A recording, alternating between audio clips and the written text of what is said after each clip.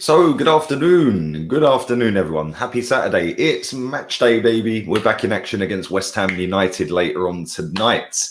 Ah, dear. The 9 o'clock kickoff in Spain. Yay. Let's stay up until 1 a.m. still working tonight. Yay. Hopefully, we're going to bag 3 points and get off to back-to-back wins, which would be lovely. It would be very, very nice. It would equal what we did last season at the start of the season. We beat Newcastle and Burnley, I think, in the first 2 games last season. So it gets off to a good start, that's for sure. I will be doing a live watch along with Guna Eagle Eye. His link is in the description. Make sure you go and check him out. And I think we'll be doing player ratings afterwards on his channel. If you want to get involved in player ratings on here, download the Flick app.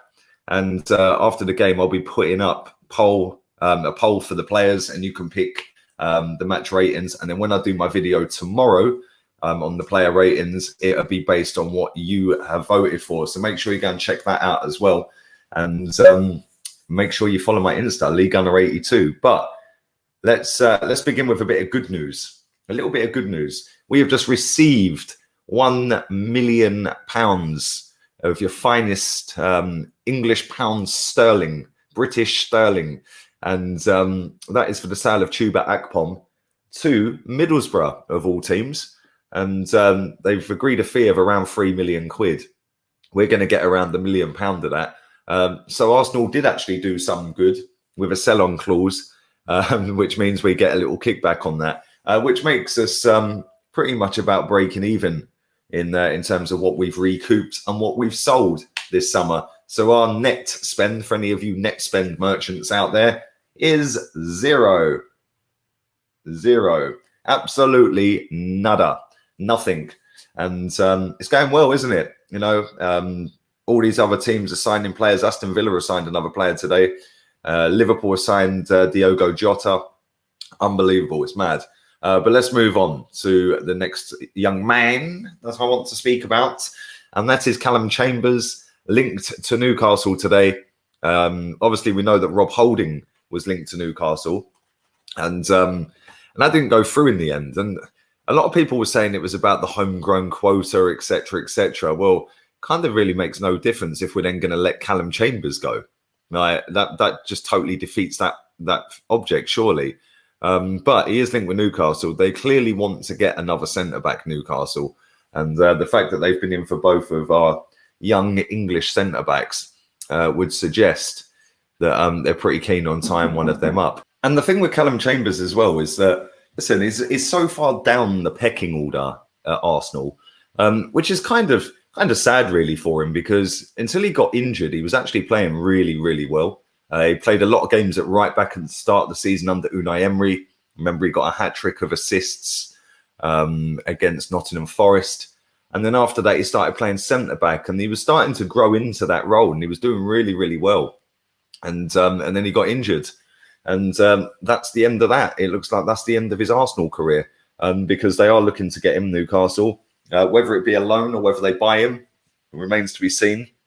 I'd imagine it's more likely to be a loan with an option or an obligation to buy at the end of that. But one thing's for sure, he's not going to get any game time at Arsenal, especially when we've got Rob Holding, Saliba, Gabriel, Luiz, Mustafi, Socrates. We've got way too many centre-backs, way too many of them.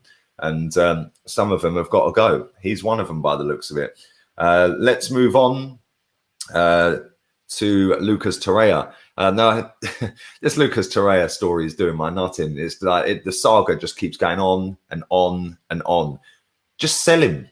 Either sell him or loan him. I don't genuinely understand what has taken 9 weeks and we still haven't got rid of this geezer. You know, there's obviously clubs that are in for him. There's a couple of Italian teams that are in for him. We've heard that Torino did a deal for 24 million euros up front. Well, that was a load of rubbish. Fabrizio confirmed that was rubbish. Fiorentina are coming with a loan. Torino have come in with a loan. And now the latest team that wants Lucas Torreira is apparently Atletico Madrid. Now, let's be real here.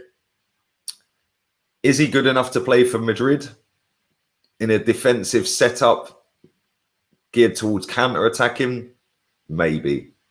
Maybe the league would suit him a little bit better than the Premier League. I think the league's a bit too quick for him, if I'm honest. And it does pass him by very quickly, some of these games. But I've seen a lot of people saying that we could potentially do something where we give him Torreira and 20 million quid and get Thomas Partey the other way round. I'm not too sure that that's going to happen, to be honest with you. If I'm being a betting man, if I was going to go and put a bet on this, I wouldn't be putting it on him going to Atletico Madrid. I'd put it on him going back to Italy, which is where we obviously signed him from. Because I think that out of the 3 leagues, he's more suited to the Italian league than any league. And that's because you get more time on the ball. You don't get pressed so much. It's not as intense. It's not as quick. And I think that he looked all right in Italy, didn't he? In England, he's looked pretty bang average. And it makes the 20-odd million pound that we spent on him look like a waste of money, really. But if we can get most of that back, then it represents decent business, I suppose. We're not going to get all of it back. But if we can get 3/4 of it back, then I'd say that was pretty good business. And we wipe our mouths and move on. But there we go. Let me know what you guys think of all 3 of them. Chuba Akpom, are you happy we got £1 million for him? Callum Chambers, would you loan him out? If so, would you do it to Newcastle? Leave it in the comment section down below. And Lucas Torreira, where'd you see him ending up?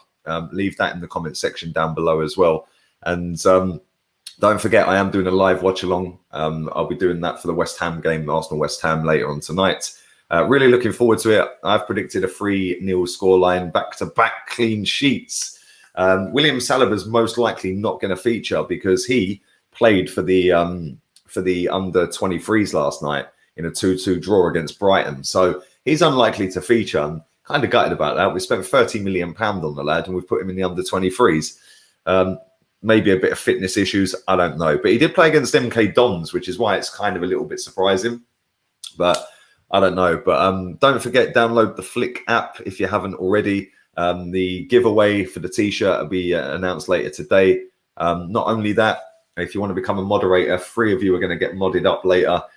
Go and find the moderator chat on the timeline on Flick and spam it with your emotes and you will qualify to become a mod. After that, we've got a T-shirt giveaway going into next week as well. So loads more coming up on that app. Player ratings, of course, as well. But all have a wonderful afternoon and I'll see you for the watch along later on. Laters, peeps.